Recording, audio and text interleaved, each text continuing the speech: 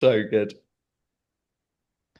Hello and welcome to another Overpaid Over the Bar FPL video pre-season. And this time we're looking at another club on its own, which today is Arsenal. And I'm joined today by our mini league competitors, Freddie Speak and Adam Speak, who amazingly have the same surname and are both brothers, which is quite a coincidence.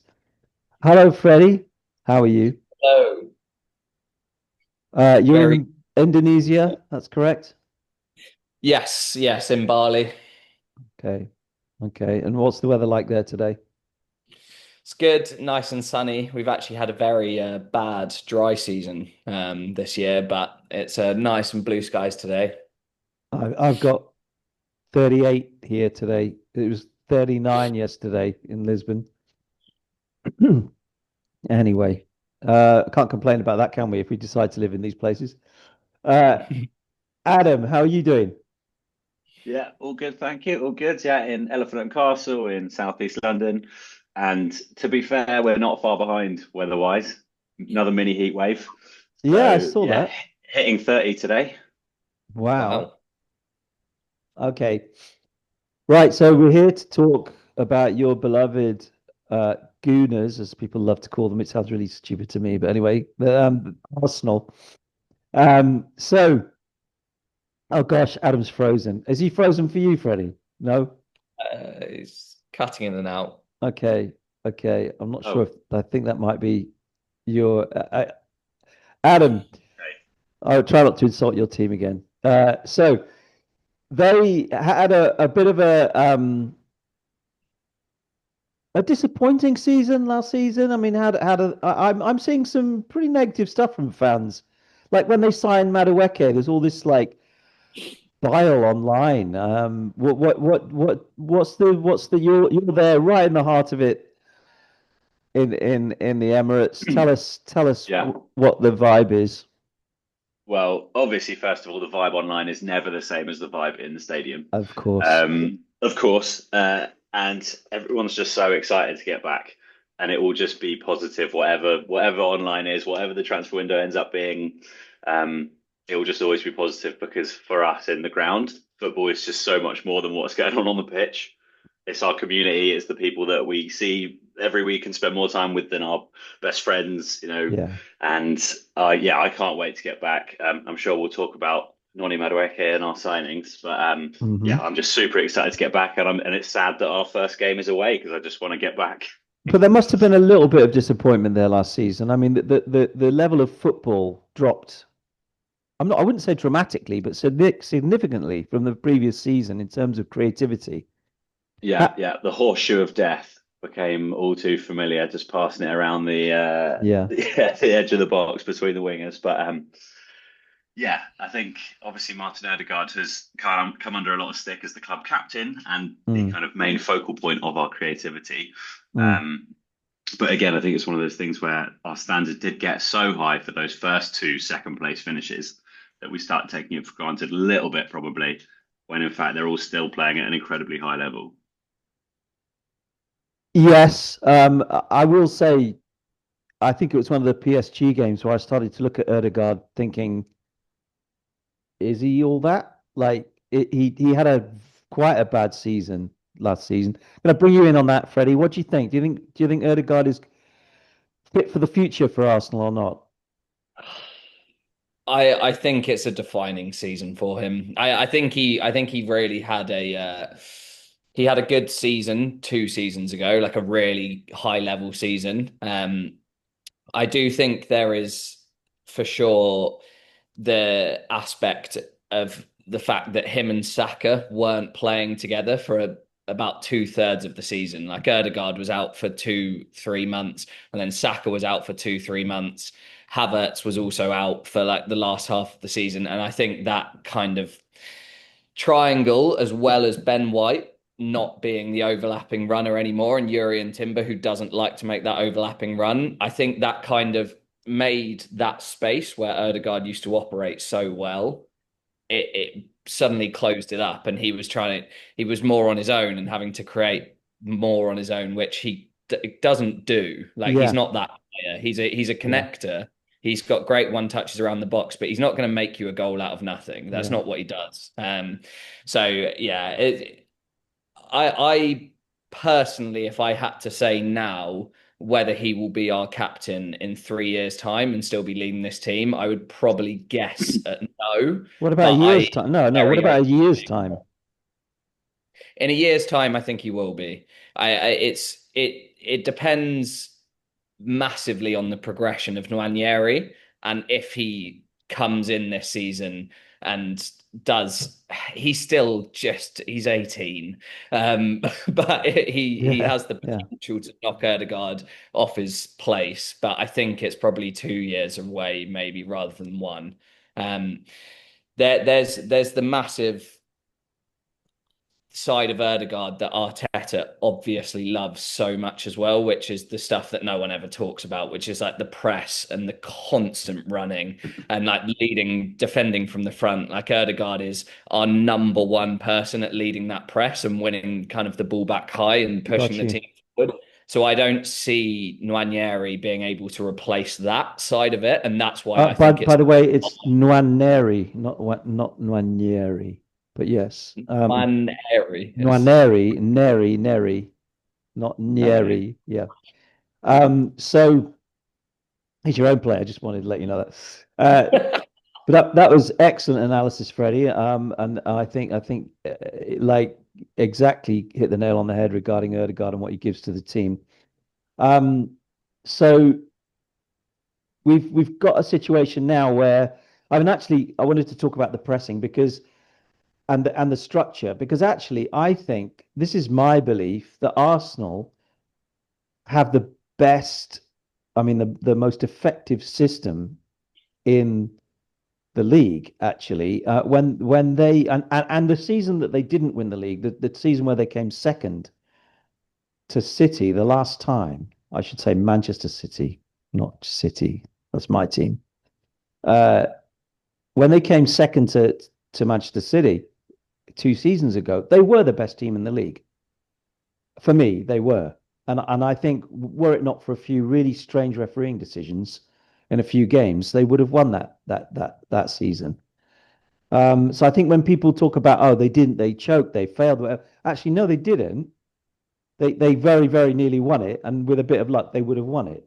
Um, and I think people are writing Arsenal off a bit too quickly this season, given that that system, when it's in place, with the players they now have, uh, could be in a position to challenge again for the league. Um, Adam, they've signed. Let's go on to the signings.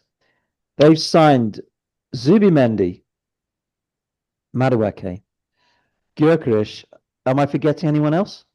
Yeah, so Christian Norgard in midfield, Christian Mosquera as a Mhm. backup centre back, and Right. Kepa Arrizabalaga. Okay. Let's talk about Zubimendi first of all. He's basically come in to replace Thomas Partey. Yeah. Yes, thank God, but we won't get into that. Yeah. Now I've seen people saying this is going to set Declan Rice free. How is it different to Party? I don't understand. How does it set Declan Rice free? I think there's been a lot more of when so quite often I know that Erdegaard has to drop back as well when Partey was playing to kind of pick up the ball and help bring it forward. Um, and what Zubamendi has shown pre-season is that he just does not pass backwards. Like everything he does is Really? so positive. He's had a very, very good pre-season in quite a clunky pre-season while Arteta's been integrating all these new signings. Yeah. But Zubamendi's clearly proven that while we've brought in Norgard as that Premier League experience Hmm. to help when required, Zubamendi's ready to go. Like he's going to hit the ground running, and hopefully that because he will be doing a lot of that progressive work. Like yeah, Erdegaard drops back less, and we were talking about Erdegaard not playing with Saka as much as he should. This new midfield three, I know it's only one new player, but you'd be hard pressed to find a better midfield three than Rice, Subamendi, and Erdegaard in I the do Premier agree League. with that. I do agree with that. It's very exciting, very exciting. Yeah. And Are you as lukewarm as, I mean, that's being positive as some Arsenal fans are about Noni Madueke? Well, years ago, Freddie said Martinelli was not going to hit the heights that everyone thought he would. All my mates were like, "What's he on about? He doesn't know anything about football." And unbelievably, Freddie might actually know something about football. And we do need to find an upgrade on Martinelli. A lot of people were like getting very angry online that we've spent £50 million on Saka's backup, but we could easily have a situation where Madueke starts more games on the left this Yeah. season than Martinelli does. He started quite a Um, lot for Chelsea in the end last season on the left. and even and again, I haven't watched all the preseason games because I just like need to have a break from it during the summer. Yeah. But the game on Saturday was the closest that we will probably have seen our starting 11 at Old Trafford. And when Madueke came on, he didn't start, but when he came on, he's just so direct. He's just so good at, he won't beat his man every time, but he will beat him at least a couple of times, I think, in a game. And Mm, he looked up more times in that game than Martinelli has done in his entire Arsenal career. interesting. He actually, he just sort of he seems a lot more exciting. He almost got a very very good assist, beating a man and just getting a ball into the cross into the box. Um, so while I don't think he's the Rodrigo or the Eze that we were originally hoping for, I do think that he will add something. And our more recent Chelsea signings, because there have been quite a few over the last 5, 10 years, our Mm. more recent Chelsea signings have worked. And hopefully he's going to be another one. Okay. And the real exciting one is Gyökeres up front. And I mean, I'm not sure if the thing is the problem with my Zoom calls is if you don't actually make any noise, we don't see your face while you do that. That's the Well, yeah, problem. exactly. Okay. Uh, so yeah, I must say I'm very much on the fence on this one. I have no idea how well he's going to do, and I think there were other players they could have bought that would have guaranteed Arsenal goals or um, more than obviously Isak or Watkins. I think Watkins would have even been a better signing in terms of guarantee. Um, I'm a big fan of Ollie Watkins. I think he's one of the most underrated players we have in England. I mean, so Freddie, what do you think? I mean, obviously, positionally, he's perfect. Yeah, I think 95% of Arsenal fans are excited to have this like striker who can obviously score goals, but I think every single one of the 95% are like also reluctant. They're not. We're super excited and we'll back him, but I don't think anyone's kind of like sitting there being like, this is definitely the man that's going to take us to the league title. He could, but no one's 100% sure on him. It can all change in the start of the season. I actually weirdly think that playing away at United is kind of a good first game. Hopefully he starts because he obviously likes the space to run in behind, and I think we would get that away at Old Trafford than we would playing home against Leeds, which is the second game. Um, I do think, interestingly, Madueke is a signing to kind of complement Gyökeres on the left wing as well. I think it's someone who's going to go actually to the byline and put crosses in and maybe whip the balls in behind. I think it's there's definitely, I think, a plan as a pair there rather than one signing individually. Yeah, I'm 50-50 on him right now. Asked me after 10 games, basically. I am super excited to see some of these teams at the start of the season. Arsenal's one. Everton's another, actually, for me. There's a few teams where I really am looking forward to seeing how they play because the potential is there. So I'm looking forward to this. I want to get on to defenders now because Arsenal obviously rich in defenders in the last few years. I mean, last season they had to do without Ben White almost all season, and it didn't seem to matter. They found Timber and Calafiori and all these other players to come in. They do seem to be a bit light at centre back all of a sudden. I don't know if that's true. Ben White can stand in there. Um, Yeah, you've got Calafiori who can obviously step in at left and Ben White at right, and then okay, obviously Sleeper and Gabriel, and we've bought Mosquera. okay, I think we're okay. Yeah. yeah, okay. That my bad. Okay, so tell me who's going. Now we're getting to get onto fancy football. Because I watch. Obviously, I watch a lot of content creators on YouTube, etc. And very few of them are going with Arsenal players. Gabriel is about the only one that they're mainly because of fixtures. Um, because Arsenal's fixtures also don't really they have an easier game in game week 2, but apart from that, their early games are not that easy at all. Um, I really wanted to have Lewis Skelly because nobody Mm. likes him. He's 5.5, which I mean for an Arsenal defender that's fair because they keep clean sheets. Um, I want to know, is Lewis Skelly going to hold down that left side place? Because I think he is an amazing. I mean, I think for the modern game, like he's good at defending. He's an excellent passer of the ball. He keeps the ball and holds on to it and wins the ball really, really well. But his fantasy stats for last season were terrible. Like his XA and XG are really low. And his ball winning, the defensive contributions weren't that high either. Is he a good pick, do you think? And will he hold his place down, Adam? Okay, so yeah, in terms of competition for that spot, Calafiore. So in the era of getting our second place finish in a row, but becoming much more kind of stagnant and predictable and horseshoe of death and all this stuff, Calafiore is an absolute nutter, and the level of unpredictability he brings going forward just creates something new because you literally never know where he's going to be. There was a game last season where he just popped up for a header on like the right-sided striker kind of channel, and I just think, what's he doing there?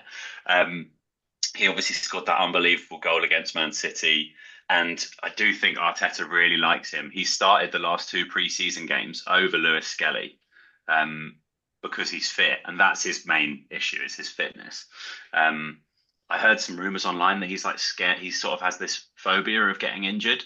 So whenever something happens to him, he kind of takes himself off early. Yeah, there's this been going around. Something anyway. Point is, he won't play every game. Lewis Skelly will get a lot of minutes, but it is absolutely not a surefire bet that Lewis Skelly starts Right. on Sunday and then in Ooh. every game going forward. And Ooh. he's less of that chaos merchant, so he won't go forward as much. Obviously, if you do have Ben White playing on the right and he's kind of overlapping with Saka, Lewis Skelly might be the more kind of inverted left back, And with and that classic role. and I've seen people saying that Ben White still won't get starts this season. Do you think that's true? Yeah, Yeah, again, like, go on, Reds. no, yeah, I think Timber has nailed down that spot. Ben White arguably offers more attacking wise, but I've personally in an Arsenal shirt, I've never seen a better 1v1 defender than Timber. He really He is very he's good, yeah. unbelievable. That he did not give like Vinicius Junior a sniff over two legs. He's so strong, so quick over the first 5 meters. Ben White's not getting back in my opinion, Okay. which is a shame. Okay. What about forward options? I mean, I'm going with Saka to start the season, because I think he's just as likely. I think players' forms go in cycles, and he had that real lull last season with the injury, and then he came back very slowly because they could do that in the end because it didn't need they weren't playing for anything. I feel like he'll be fresher than Palmer. That's my feeling. Is he 100% fit though? Have you seen evidence of that, Freddie? Yeah, he's had no injury scares whatsoever in the past few months. Where in terms of publicising, he's been involved in the whole preseason. He was back on the first day, and he's been kind of part of every preseason game, whether it's a sub or starting. So yeah, I think he's back to full fitness. I think there is I still think there's a level to kind of go up for Saka, where he becomes this like more of a killer in terms of everything before the shooting part. I think he's arguably the best winger in the world at like taking the ball with his back to play, like beating the man, creating space, like kind of creating space So you do know in Lamine Yamal is a winger, right? Sorry. That true. Lamine Yamal is it, but like in the final third, Lamine Yamal just kills him, like absolutely kills him. But Right. I think that's where like Saka needs to become more of like a killer. I is Lamine Yamal better at taking his ball back to play and like rolling a man I when see what you're defenders are saying. You're just saying in just in that respect. Yeah, okay, I'll give you that. I also think beating a man from a standing start, he's one of the best players I've ever seen. there? Because most players need to be, and players like Marcus Rashford need to be running before they'll take on a player. They can't do it from zero. I can see Saka like standing over the ball, and he's got the player, and he manages to lose the player. And his decision making is excellent. I mean, he's a really intelligent football player. I'm a huge Saka fan, and I'm not a huge Palmer fan right now because I think he should learn to use his right foot, and I think it's really gonna hurt him if he doesn't.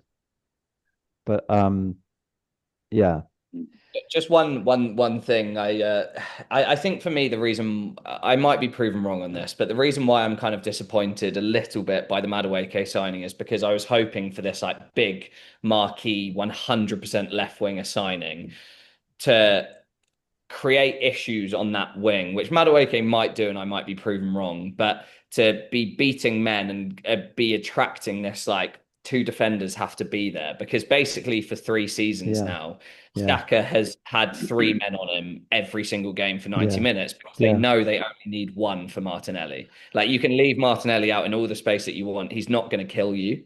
And Right. that if Madueke starts to do that on the other side, I think suddenly with Gyökeres taking up two centre backs, and if someone's Yep. occupying two people on the left wing, then if Saka gets the space that he hopefully can get with other people being occupied, suddenly you could see him getting 20 goals a season or whatever. But it's that's the biggest factor for me about the Madueke signing that I'm a bit gutted about. I wanted the Rodrigo or the I don't know the Rafael. I know it's asking for a lot, but yeah, Yeah. Okay. that kind of exciting left winger. And are you having Gyökeres in your fancy team? You gonna pick him? Why not? I think, but like in terms of again, like you, I have absolutely no idea how good he's going to be. But if we think back to when Jesus joined Arsenal, he was like, "Oh yeah, so scoring goals isn't really my strong point." And we're all just like, "Okay, great. So this is our new number nine." And he's already admitted that he doesn't score goals. All Gyökeres does is score goals. And I know that he's in the Portuguese league, and most of his goals came from penalties or teams in the lower half of the Portuguese league, etc. Hmm. But he knows where the goal is, and he can hit the ball so damn hard when he wants to. And I love all the stuff online about how much he wanted to come to Arsenal. Like he just pushed that for that move. Hmm. Broke up with his girlfriend supposedly, cut all ties to the country so that he That could that come one, I to was like, us. oh come on, broke up. Oh, he's broke up with his girlfriend because she Uh, lives in Lisbon. Like, come on, yeah, any yeah. fucking excuse to break up with your I'm girlfriend. I'm sorry. Yeah. Um, I'm taking it though, and I just think like his desire, his confidence, his like he opened his letter from Martin Ødegaard because they all these new signings get a letter now from another player saying like welcome to the club, and Ødegaard said, "Oh, let me know if you need anything," and he just looked up at the camera and went assists, like that. All he's thinking about is goals, hmm, and I can't believe someone's going to come in and just not, it's kind of the it's that sort of Scandinavian Ibrahimovic almost level of confidence where I just think like you, I think he's gonna, I think he's gonna score loads. I was loving it until he mentioned Ibrahimovic. Okay, so which games are you most looking forward to, Adam, this season? Oh, Season ticket holder for the sixth season? I don't know how many seasons. yeah, I got it in. Yeah, that must be right. I got it in 2019, but obviously I missed, we missed sort of a year and a half from COVID. So yeah, I can't remember exactly what season it is. I mean, obviously the North London Derby Hmm. is always the big one. That's November this year, I think, at the Emirates. So that'll be a good one under the lights, I think, on the weekend. I mean, more than anything, they're just last season we had the North London Derby and Man United on Wednesday nights in the Premier League, which I thought was really out of order, making those like after work I've fixtures. seen that Exeter are playing Plymouth at home on a Thursday evening. It, What's going on I, there? it's so outrageous. It's just all for the armchair fans. They don't care about the stadium for it. They know they'll sell it regardless. But yeah, so and honestly, first game of the season, first home game of the season, Leeds. It's bank holiday weekend. It's Saturday 5:30, and it's the guy who I sit next to's birthday. It's just gonna be great. Leeds will be Brilliant. obviously massively up for it. I think it'll be no doubt, sort of Harry Bamford will find his way into the starting 11 and score in the first minute. But yeah, it'll be great. There's never a game I don't look forward to, and I think yeah, it's just about this first six, right? Like, there's the easier ones I think are at home with Leeds and Forest. I say easier, none of them are really easy, but yeah, it's going to be very interesting to see where we are in 6 weeks, having had the fixtures that we've got. I mean,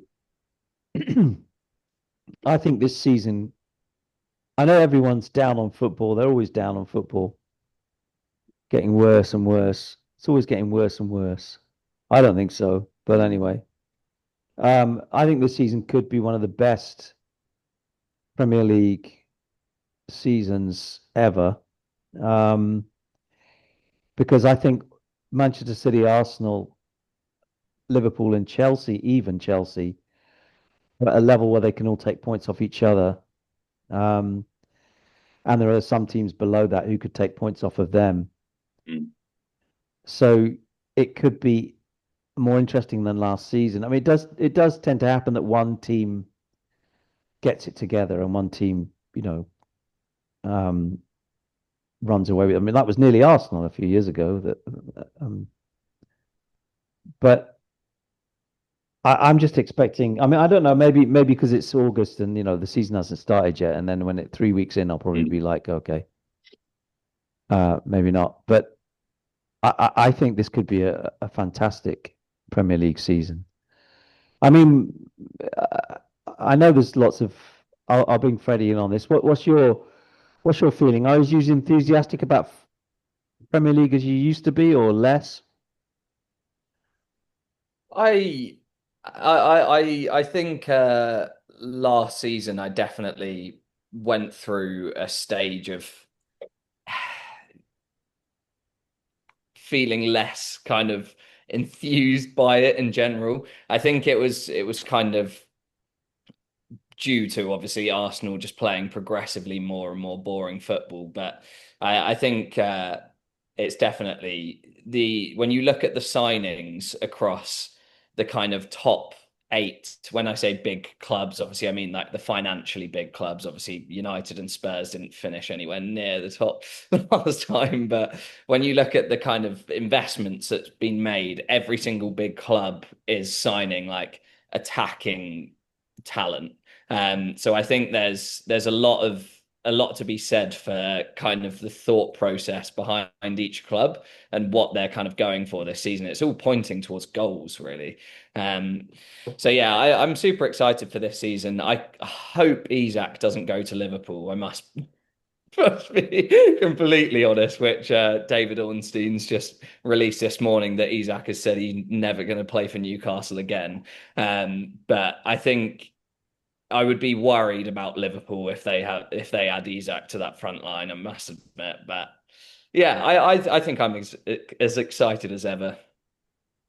Well, Ekitike scored a lovely goal in the Community Shield on Sunday, which will have done his case no harm to be Liverpool's striker. I can't see Isak going anywhere else except Saudi Arabia than Liverpool. I don't think any other team that needs a centre forward right now can afford him. Um, so I think he is going there. Uh, Yeah. and I think when he does go there, they have better players than all the other teams, like man for man. The only place is if they need to sign a centre back because they've got an aging Van Dijk and obviously they've got Konate, but after that they don't really have much backup there at all. Obviously Frimpong and Kerkez are both very kind of attacking fullbacks as well, and Mm. they've been leaking goals a bit in pre-season and obviously in the Community Shield. So Yeah, that's the in that you see as an Arsenal fan at the moment. We are better defensively than them, probably. But it's yeah, yeah, I agree. I think Arsenal will win the league this season. Same, I agree. And actually on that defensive depth, and yeah, Freddie, you mentioned like if Van Dijk gets injured, fingers crossed. We'll see how Liverpool cope with that. But we have Adam, don't say that. all right, all right, all right. Pickford took him out really bad a few seasons ago, and he was out for like 5 or 6 months. I it was a like full season. Did his ACL.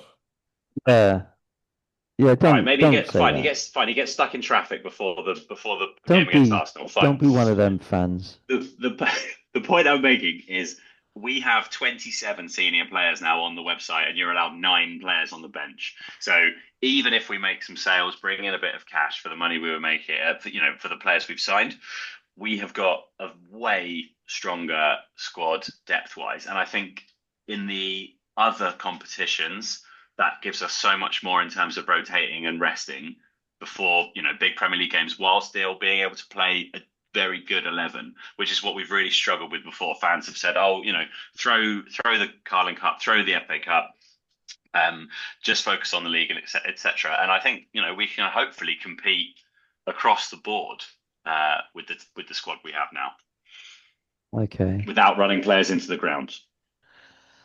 Okay. Well, that is all we're going to do today. So it's goodbye from me. Goodbye from Victor. Yes, Victor. Sesko versus Gyökeres on Sunday, by the way, as well. So that really is some serious narrative for Sky Sports. I think Arsenal will beat Manchester United 3-0 on Sunday. Sounds good to me. I hope so. All right. Thanks for joining me, guys. Have a lovely day, Adam, and have a lovely evening, Freddie. You too. Thank you very much. And I will be producing more content this week. He said, like a proper content creator type person. And it will be on Manchester City and Chelsea because we haven't done them. I can't get Robbie to come on here. Can you get Robbie to come on here? No, I don't. Right? No. He's he's a very busy man He with two is. two He young is. kids, and he's got to be in the office at like 6 a.m. every morning. So Yeah. I don't understand people's priorities in life sometimes. Um, Do a podcast about cryptocurrency and watches, and you might get him on. right. Yeah, so are we going through Chelsea Man City on the same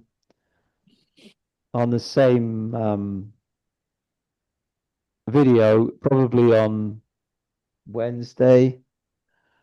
Probably put it out on Thursday.